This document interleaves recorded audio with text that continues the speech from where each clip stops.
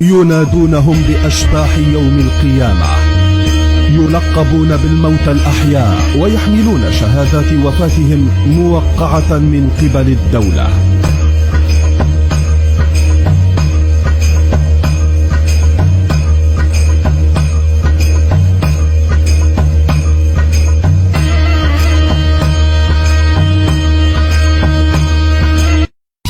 اللي عادينا نقسمه في الحال، دي مصر بلدي مصنع الأبطال، بيحضنوها بالعلم وما عندهمش محال، نعرف نجيب حقنا وسلاحنا عمره ما مال.